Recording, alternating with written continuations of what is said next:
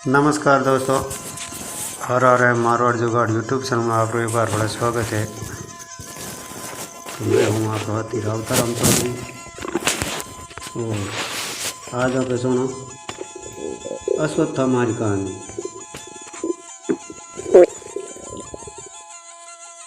तो अश्वत्थामा का बचपन बड़ी कठिनाइयों से बीता था।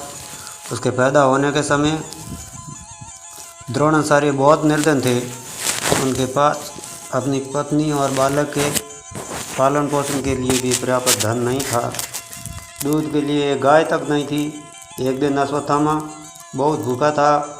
उसने अपनी माँ करपी से दूध मांगा और करपी बालक की हट देकर दुखी होने लगी और वह उसको किसी तरह से बहलाने पुचकारने में लगी, लेकिन अश्वत्थामा हट पकड़ गया। अंत में करपी ने साबुल धोकर सफ़ेद पानी बालक को पीने के लिए दे दिया। अश्वत्थामा यही नहीं जानता था कि दूध और पानी में क्या अंतर होता है। उसने दूध समझकर उसको पी लिया और उसमें से कुछ को बचाकर वह ऋषि पुत्रों को दिखाने के लिए ले गया। ऋषि पुत्रों ने साबुल के पानी को पहचान कर अश्वत्थामा का उपास करना आरंभ कर दिया। तब अश्वत्थामा को पता लगा कि माता ने उसे अन्य वस्तु देकर बहका दिया है। वह जाकर करपी की गोद में रोने लगा। कैसी असहाय वेदना हुई होगी करपी को उस समय, जबकि उसने निर्धनता के कारण अपने पुत्र से ही छल किया था। बाल्यावस्था के पश्चात यौवनावस्था तो अश्वत्थामा की पूर्ण वैभव के बीच कटी। द्रोणाचार्य को द्रुपद का आधा राज्य मिल गया। फिर वे पांडवों और कौरवों के गुरु हो गए, जिसे उनको अपार द्रव्य मिलता था। अश्वत्थामा ने एक बार कहा कि मुझे किसी वस्तु का अभाव नहीं है। धन धान्य राज्य संपत्ति सभी कुछ मेरे पास है। इसके पश्चात तो अश्वत्थामा का सम्मान बढ़ता ही चला गया, लेकिन महाभारत युद्ध के पश्चात फिर उसको देव का अभिशाप सहन करना पड़ा। अश्वत्थामा महान योद्धा था। एक बार भीष्म पितामह ने उसकी प्रशंसा करते हुए कहा कि अश्वत्थामा महारथी है, धनुर्धारियों में श्रेष्ठ है, विचित्र युद्ध करने वाले और दृढ़ प्रहार करने वाले हैं। युद्ध क्षेत्र में तो साक्षात यमराज जान पड़ते थे, किंतु उनमें एक दोष है, उनको अपना जीवन अति प्रिय है। मृत्यु से डरने के कारण वे युद्ध से जी सुराते हैं। इस कारण ना तो उन्हें रथी मानता हूँ और न अतीर्थी। भीष्म पितामह ने अश्वत्थामा की ठीक ही प्रशंसा की है। सचमुच वह इतना ही शूरवीर था, लेकिन मृत्यु से डरने वाला कहकर भीष्म ने उसके चरित्र पर धब्बा लगाया, जबकि वह इतना डरपोक भी नहीं था जो मृत्यु से डरता हो। कई बार उसने युद्ध क्षेत्र में आकर शत्रु का सामना किया था। एक बार कर्ण पर ही रुष्ट होकर वह अपनी जान की परवाह न करते हुए तलवार लेकर टूट पड़ा था। एक समय की बात है, कौरवों ने विराट की नगरी पर आक्रमण करने का विचार किया। उस समय बहुत से अपशकुन होने लगे, जिन्हें देखकर द्रोणाचार्य ने कहा, ये समय हमें युद्ध करने के लिए नहीं जाना चाहिए, क्योंकि लगता है हम अर्जुन को पराजित नहीं कर पाएंगे। अर्जुन की ये प्रशंसा द्रोणाचार्य के मुंह से सुनकर कर्ण के हृदय में आग सी लग गई। जब उसे ये नहीं समझ से गया तो उसने द्रोणाचार्य से कटु बातें कहना आरंभ कर दिया और साथ ही वह अपनी वीरता का दम भी भरने लगा। उस समय अश्वत्थामा ने बिगड़कर सभी कौरवों तथा कर्ण से कहा कि निर्दयी दुर्योधन के सिवा कौन क्षत्रिय कपट के जुए से राज्य पाकर संतुष्ट हो सकता है। बैलिए की तरह धोखेबाज से धन वैभव प्राप्त करके कौन अपनी बढ़ाई चाहेगा। क्या तुमने जिन पांडवों का सर्वस्व छीन लिया है, उनको कभी आमने सामने युद्ध में हराया भी है? किस युद्ध में पांडवों को परास्त करके तुम द्रौपदी को सभा में घसीट लाए थे? कर्ण, तुम आज अपनी वीरता का दम भरते हो। मैं कहता हूँ अर्जुन बल और पराक्रम में तुमसे कहीं अधिक श्रेष्ठ है। इसके पश्चात फिर वह दुर्योधन की ओर मुड़कर कहने लगा कि तुमने जिस प्रकार जुआ खेला, जिस प्रकार द्रौपदी को सभा में घसीट कर लाए और जिस प्रकार इंद्रप्रस्थ का राज्य तुमने हड़प लिया, उसी प्रकार जब अर्जुन का सामना करो। क्षत्रिय धर्म में निपुण चतुर जुआरी तुम्हारा मामा भी आकर अपना पराक्रम दिखाए। कोई भी तुम में से आकर उस पराक्रमी अर्जुन से मुकाबला करे, मैं उसे युद्ध नहीं करूँगा। हाँ, विराट अगर युद्ध स्थल में आए तो उनका सामना मैं अवश्य करूँगा। तो अश्वत्थामा की बात सुनकर सभी लोग चुप हो गए। ऐसा साहसी और निर्भीक था अश्वत्थामा। भीष्म के अंतिम शब्द उसके चरित्र पर ठीक नहीं उतरते। पता नहीं किस अवसर पर भीष्म ने इस प्रकार का निर्णय किया था। एक बार फिर अश्वत्थामा की कर्ण से कासुनी हो गई। जब द्रोणाचार्य कौरवों की सेना के सेनापति थे, तब पांडवों की सेना का वेग देखकर दुर्योधन ने कर्ण से कहा कि वीरवर कर्ण, तुम मेरे मित्र हो। देखो कौरव सेना का किस बुरी तरह से पांडव संहार कर रहे हैं। यही मित्रता का परिचय देने का उचित अवसर है, कुछ करके दिखाओ। दुर्योधन की बातें सुनकर कर्ण अपने पराक्रम की नींद हाँकने लगा। वह कहने लगा कि अर्जुन मेरे सामने आकर क्या युद्ध करेगा, उसको तो मैं क्षण भर में परास्त कर सकता हूँ। उसकी ये सामर्थ्य है कि मेरे तीक्ष्ण बाणों का सामना कर पाए। मैं उसको युद्ध स्थल में धराशायी करके अपनी शशि मित्रता का परिचय दूंगा। कृपाचार्य कर्ण की ये बात सुन रहे थे। उन्हें बहुत बुरा लग रहा था। उन्होंने इस दंभ के लिए कर्ण को फटकारा भी। उन्होंने कर्ण को बुरा भला भी कहा, यहाँ तक कि उन्होंने कह डाला कि अगर अब की बार जीभ चलाई तो उसकी तलवार से जीभ काट दूंगा। कृपाचार्य अश्वत्थामा के मामा थे और वैसे भी कौरव पांडवों के गुरु थे और वृद्ध पुरुष थे। इसी कारण अश्वत्थामा उनका अपमान न सह सका। उसने क्रोध वेश में आकर कर्ण से कहा, सूतपुत्र, तू बड़ा अधर्म है। अपने सामने किसी को कुछ समझता ही नहीं है। समय अपने मुंह से अपनी बड़ाई करता है। जिस समय अर्जुन ने जयद्रथ को मारा था, उस समय तेरी वीरता कहाँ सो रही थी। अगर सच्चा सूरवीर था तो उस समय आकर पराक्रमी अर्जुन का सामना करता और उसको धराशायी करके जयद्रथ के प्राण बचाता। ये कटु वचन सुनकर कर्ण को गुस्सा आ गया। वह उठ खड़ा हुआ। उधर अश्वत्थामा भी तलवार खींचकर उस पर झपट पड़ा। उस समय झगड़ा बढ़ते देख दुर्योधन और कृपाचार्य ने आकर बीच बचाव कर दिया। दुर्योधन ने दोनों को समझाया और कहा, सूरवीरों, तुम ही तो मेरी सारी शक्ति हो, फिर इस तरह आपस में लड़कर इस शक्ति को क्यों नष्ट करना चाहते हो। इस घटना को देखने से पता चलता है कि अश्वत्थामा बड़े खरे स्वभाव का था। वह चाटुकारिता में विश्वास नहीं करता था। दुर्योधन तक को अपशब्द कहने में वह नहीं डरता था। फिर कैसे कह सकते हैं कि अश्वत्थामा कायर था।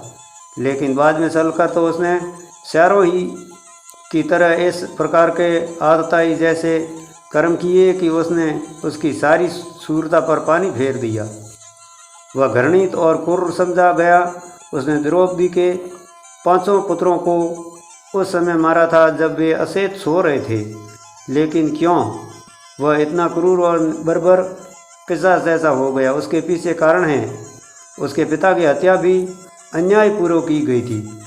जब द्रोणाचार्य ने धर्मराज युधिष्ठिर से मुंह से यह सुन लिया कि अश्वत्थामा मारा गया तो उसने शस्त्र त्याग दिए और योग धारण करके अपने रथ पर बैठ गए।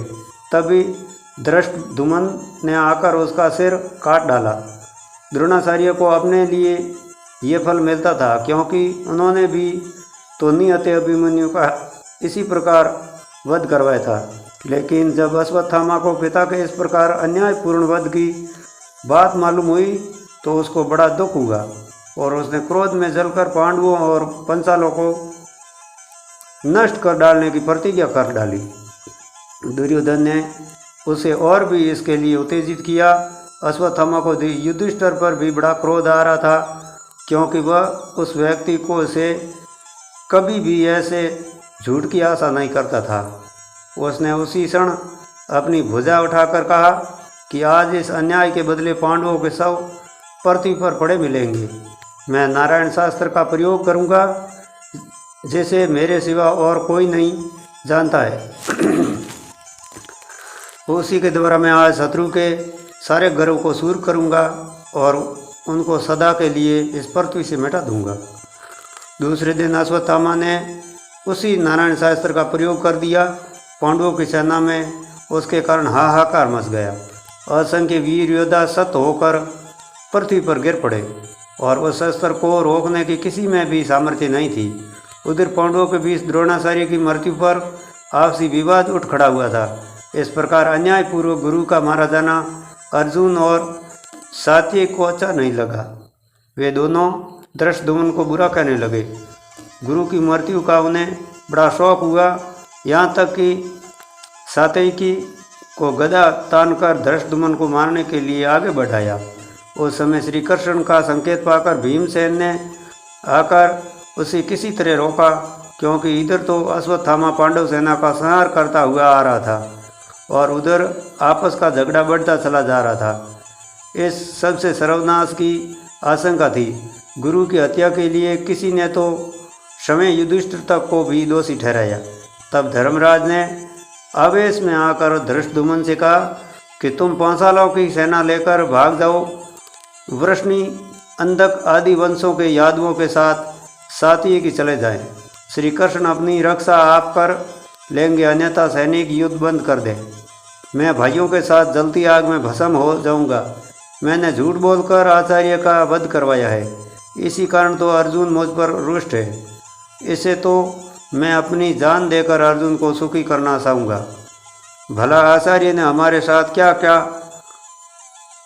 कम बुरा सलूक किया है। अनेक मारतियों ने अकेले अभिमन्यु को निहत्था करके आचार्य के सामने ही मार डाला था।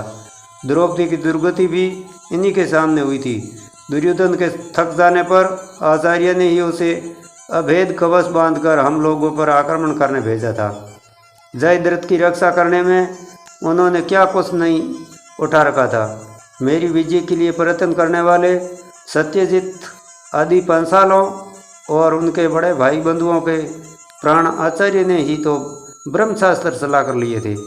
कौरवों ने जब हमें अधर्मपूर्वक बाहर निकाल दिया था, तब भी आचार्य ने हमें सामना करने से रोका था। भला आचार्य ने हमारे कौन सा उपकार किया है। युधिष्ठिर के आवेश को देखकर सभी योद्धा एक साथ थम से गए। ठीक ही कहा है धर्मराज ने, क्योंकि द्रोणाचार्य यद्यपि थे तो गुरु, लेकिन कुटिलता और क्रूरता उनमें भी थी। पक्षपात भी उनके अंदर था। युधिष्ठिर के आवेश के समय बीत गया और अश्वत्थामा द्वारा छोड़ा हुआ नारायण शास्त्र और भी अधिक प्रचंड होता गया। तब श्री कृष्ण ने सभी सैनिकों को युद्ध करने से रोककर कहा, वीरों, यह नारायण शास्त्र अति प्रचंड है, इसका सामना कोई नहीं कर पाएगा। अतः तुम सभी सशस्त्र रखकर अपने वाहनों से उतर पड़ो। पृथ्वी पर लेट जाने से तुम इस प्रचंड अस्त्र की मार से अपने आप को बचा सकोगे। यदि कोई वीरता का दंभ भरकर इस अस्त्र का सामना करने का प्रयत्न करेगा तो वह और भी अधिक प्रबल हो जाएगा। श्री कृष्ण की बात मानकर सभी योद्धा अपने अपने वाहनों से उतरकर पृथ्वी पर लेट गए, लेकिन भीमसेन के मस्तिष्क में श्री कृष्ण की बात नहीं बैठी। वह फिर भी अपनी वीरता का बखानता हुआ बोला, मैं बाण चलाकर गदा मारकर इस अस्त्र को विफल कर दूंगा। भयभीत होने की कोई आवश्यकता नहीं है, आज मैं अपना पराक्रम दिखाऊंगा। उसने अर्जुन से भी गांडी उठाने के लिए कहा, लेकिन अर्जुन ने कह दिया कि वह गौ, ब्राह्मण और नारायण शास्त्र के विरुद्ध गांडीव का प्रयोग नहीं करेगा। अर्जुन की बात सुनकर भीमसेन क्रोध होकर अश्वत्थामा की ओर झपटा। उसने बाण वर्षा से अश्वत्थामा का रस छिपा दिया, लेकिन इसे नारायण शास्त्र और अधिक प्रचंड हो गया।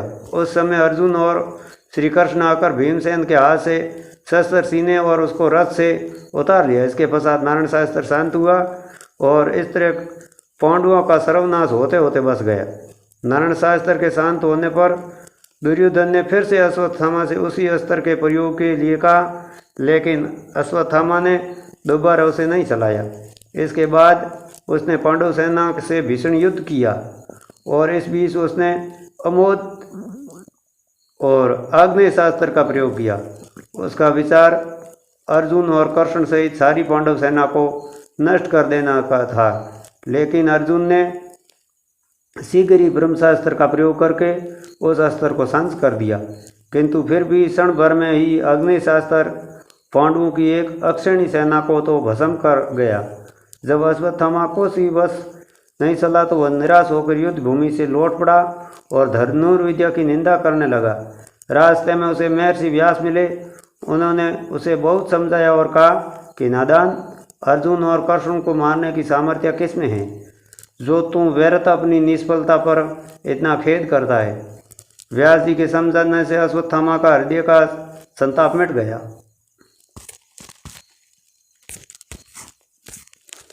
तो ये भाग बहुत बड़ा है और आधा भाग अगले भाग में सुना। ये मेरे चैनल पर नए हैं तो मेरे चैनल से घंटी का बटन अवश्य दबा दें और आने वाले वीडियो की नोटिफिकेशन आपको सबसे पहले मिलेंगे एक नए वीडियो में। तब तक के लिए राम राम।